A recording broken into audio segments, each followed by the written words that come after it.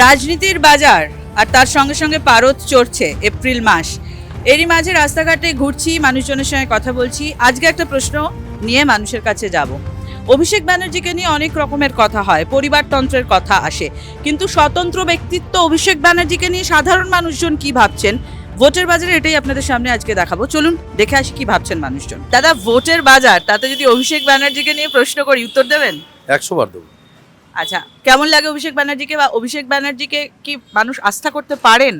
হ্যাঁ, কারণ হচ্ছে কি, অভিষেক ব্যানার্জি আমরা দেখছি যা কথাবার্তা উনি যেভাবেই বলেন, পুরো স্পষ্ট ভাষায় বলেন, এবং আজকের দিনে দাঁড়িয়ে যুব সমাজের আইকন, সে মহিলা বলুন পুরুষ বলুন, যুব সমাজের আইকন হচ্ছে কি অভিষেক বন্দ্যোপাধ্যায়।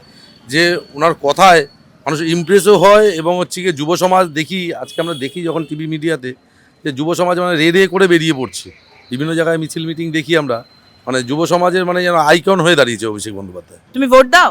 হ্যাঁ, ভোট দিই। রাজনীতির মিটিং মিছিল ফলো করো? হ্যাঁ, করি। অভিষেক ব্যানার্জিকে যেগুলো দেখো কথা বলতে, সেগুলো কেমন লাগে? খুব ভালো লাগে। কেন?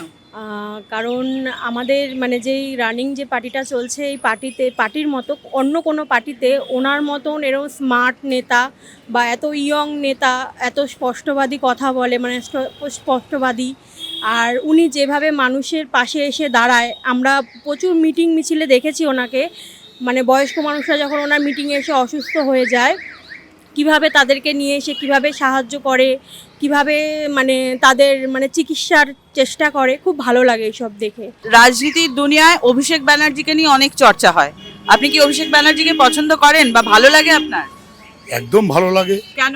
এই মুহূর্তে গোটা সমাজ, যুব সমাজ অভিষেক বন্দ্যোপাধ্যায়ের প্রচণ্ড ওনার প্রতি আস্থা, আর উনি যে কথাগুলো বলে একদম স্পষ্ট কথা, মানুষের বুঝতে কোনো অসুবিধা হয় না।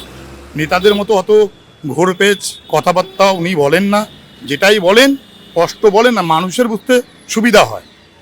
আর এই মুহূর্তে অভিষেক বন্দ্যোপাধ্যায় বিকল্প নেই। দিদি, ভোটের বাজার চলছে, ভোটের বাজারে বিভিন্ন রাজনীতিকদের নিয়ে কথা হচ্ছে।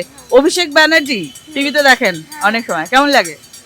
হি is very smart, handsome and ওনার কথাগুলো বেশ ভালো, দেখে মনে হয় যে বেশ শুনতে ভালো লাগে আর কি। তো এরকমই লাগে, আর তো সব ঠিকঠাকই। কনভিকশন পান কথায়? হ্যাঁ হ্যাঁ, কনভিকশন থাকে বেশ। দাদা, আপনার নিশ্চয়ই ভোটাধিকার অনেক দিনের। অনেকদিন আগের সরকারকেও দেখেছেন, এই সরকারকেও দেখেছেন? সিপিএম সরকারকেও দেখেছি, এই সরকারকেও দেখছি। এই সরকারের ক্ষেত্রে এই যে বারবার কথাটা উঠে আসে যে দলের সেনাপতি অভিষেক ব্যানার্জি, কিভাবে দেখেন বিষয়টাকে সাধারণ মানুষ হিসেবে? অভিষেক তো 31-এর মুখ্যমন্ত্রী, 31 সালে। আচ্ছা, আর অভিষেক আগামী দিনে যুব সমাজের সামনে একটা বিশাল, মানে কি বলবো, মানে খুব বড় মুখ, একটা আগামী দিনে পশ্চিমবঙ্গে বড় মুখ অভিষেক ব্যানার্জি। কেন বলছেন এটা? আগামী দিনে দায়িত্ব দিদি পরে অভিষেক ব্যানার্জিকে দায়িত্ব নিতে হবে বেঙ্গলে, কারণ অভিষেক ব্যানার্জি সেই জায়গাটা আমরা ভরসা রাখছি, আমরা সাধারণ মানুষ হিসেবে ভরসা রাখছি অভিষেকের উপরে। অন্য কোনো দলের এরকম দেখেন না? সেরকম কে আছে বেঙ্গলে? কোনো মুখ নেই, মুখ দেখতে পাচ্ছি না, এখনও কোনো মুখ নেই। দিদি মমতা ব্যানার্জি, তারপরে অভিষেক ব্যানার্জি। ভোটের বাজারে রাস্তাঘাটে ঘুরতে ঘুরতে মনে হলো এই প্রশ্নটাই মানুষজনের কাছে করি, যে অভিষেক ব্যানার্জি নিয়ে মানুষজনের কি মতামত। অবশ্যই রাজ্যের মুখ্যমন্ত্রী মমতা বন্দ্যোপাধ্যায়, কিন্তু একটা ন্যারেটিভ বারবার চলে আসে অভিষেক ব্যানার্জিকে নিয়ে। পারিবারিক একটা বিষয়ে উঠে আসে, আরও অনেক কিছু নিয়ে বিরোধীরা কথা বলেন।